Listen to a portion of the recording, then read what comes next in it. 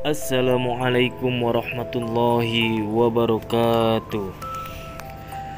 Oke teman-teman, balik lagi di channel saya Japa Story ID, di mana kami selalu menceritakan cerita-cerita horor, yang mana di cerita sebelumnya yaitu cerita penghuni pabrik gula yang sangat menyeramkan.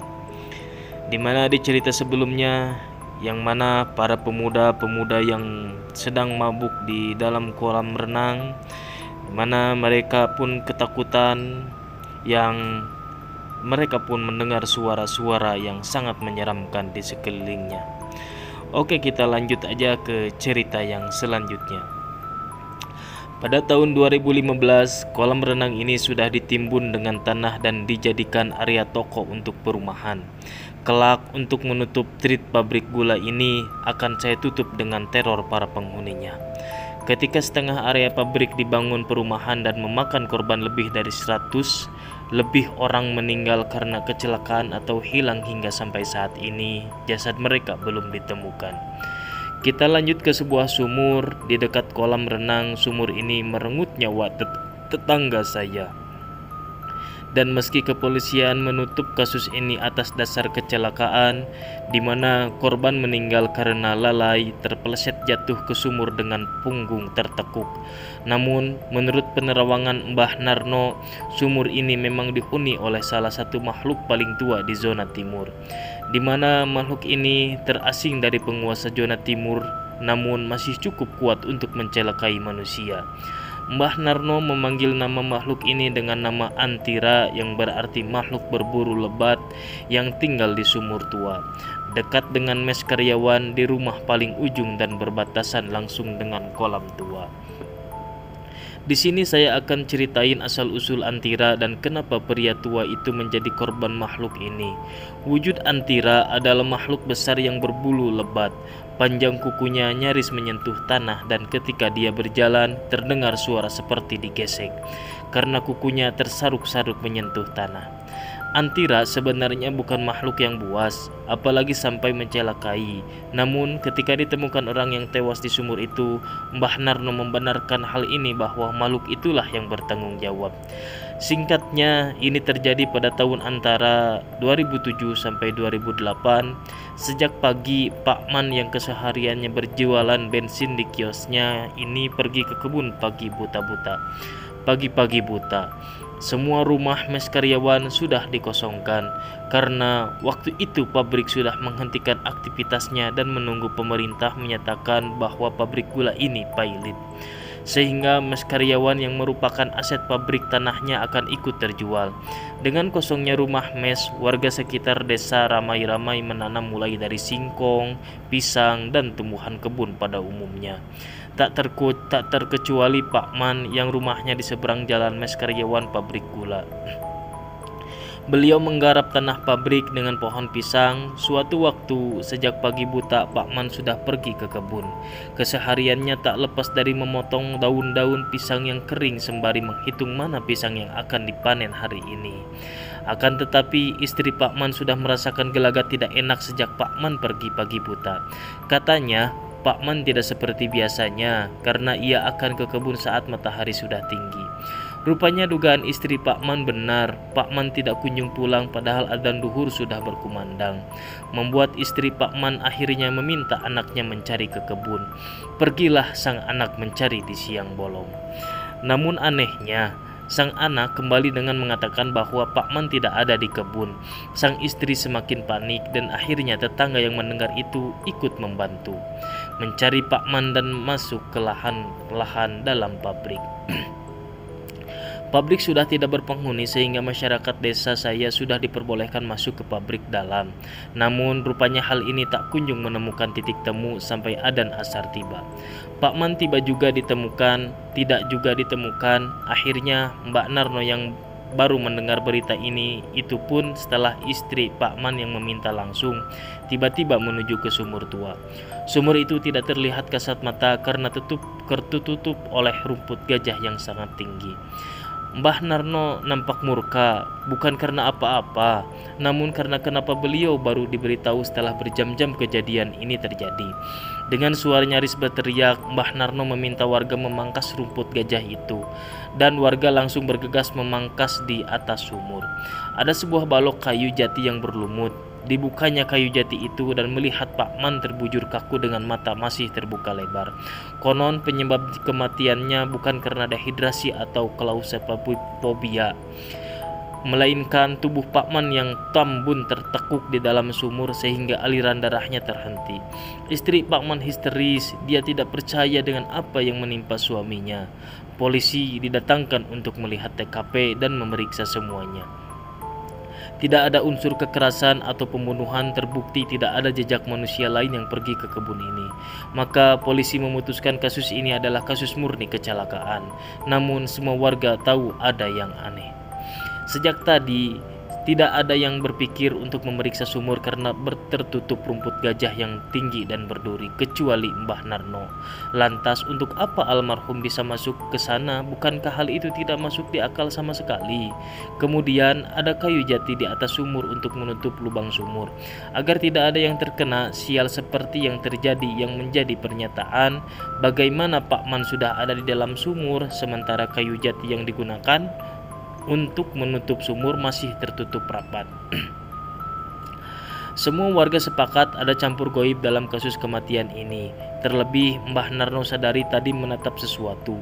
Wajahnya masih sangat murka karena ini menjadi urusan beliau dan korbannya adalah warga desanya. Maka Mbah Narno mengatakan ia akan membalas apa yang terjadi.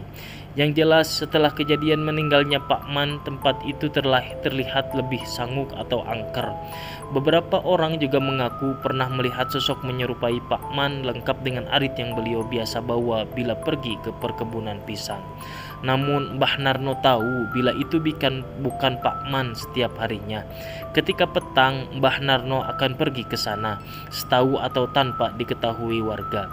Beliau selalu membawa keranjang bambu berisi bunga. Beberapa orang mengaku bila yang dibawa Mbah Narno lebih terlihat seperti pasak boneka kayu. Namun yang jelas wanginya sangat harum ketika Mbah Narno memasuki perkebunan Pak Man. Tidak ada warga yang boleh mendekati apalagi melihat, karena ini tidak lebih dari cara Mbah Narno yang sudah menjelaskan beliau tidak hanya akan mengusir, namun akan mematrik atau mengurung makhluk ini di dalam rumahnya. Sehingga kelak tidak ada lagi Pak Man lagi yang menjadi korban makhluk ini. Karena gangguannya sudah bisa disebut mencelakai, jadi sebenarnya apa yang dilakukan Pak Man sehingga beliau terkena imbas dari makhluk ini? Di sini saya akan ceritain semuanya. Sumur tua itu sudah ada di sana sejak lama. Konon sumur itu memang sudah tidak pernah dipakai lagi karena airnya sudah kering. Namun banyak yang mengaku bila sumur itu masih berair. Di sini banyak perdebatan terjadi dari warga. Bahkan ada yang berpendapat lain sumur itu memiliki air hitam yang terkontaminasi limbah karena di bawahnya memang ada pipa-pipa limbah. Namun dari sekian banyak pendapat, ada satu cerita yang pernah tercetus dari salah seorang yang pernah tinggal di mes karyawan pabrik. Setiap malam ia sering mendengar suara bayi tengah menangis, dan ketika dicari sumber suara itu, mereka tertuju pada sumur tua itu. Lokasi sumur tua ini tepat di samping tembok pendek kolam renang yang sudah tidak dipakai lagi.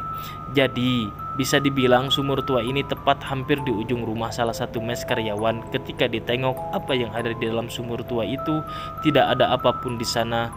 Namun anehnya suara tangisan bayi itu masih terdengar. Karena ketakutan, sejak saat itu sumur tua itu dipasak dengan kayu jati karena memasang sumur tua itu sudah tidak terpakai lagi. Setelah pembongkaran pabrik dari rumah mes karyawan dibersihkan oleh pemerintah kota.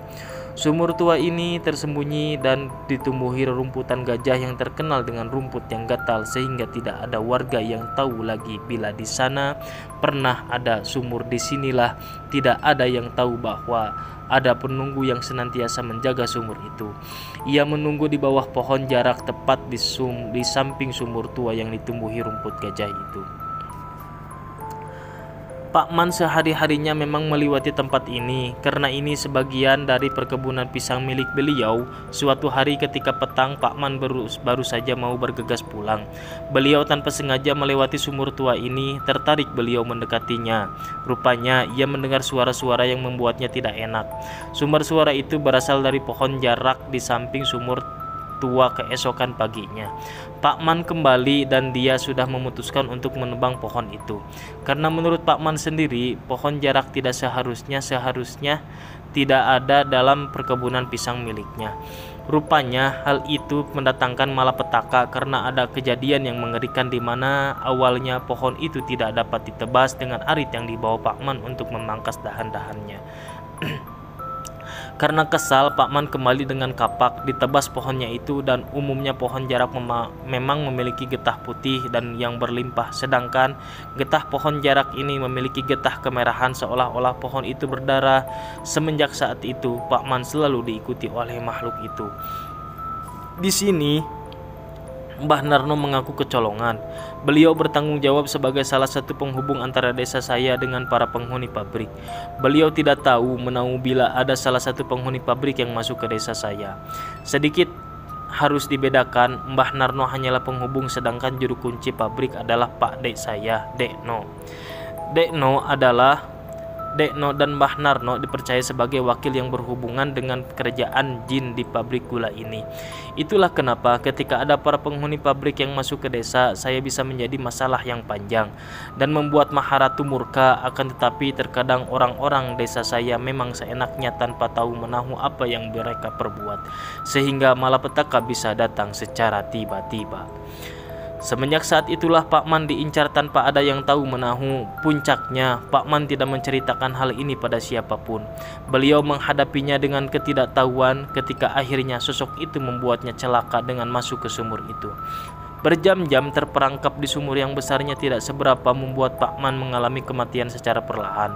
Dan saya gak bisa bayangin tubuh manusia dewasa terjatuh dengan cara punggung tertekuk seperti itu, ditambah posisi sumur tiba-tiba tertutup dengan sendirinya. Betapa sakitnya terperangkap begitu sakit dengan udara terbatas dan mati dengan cara perlahan-lahan sendirian.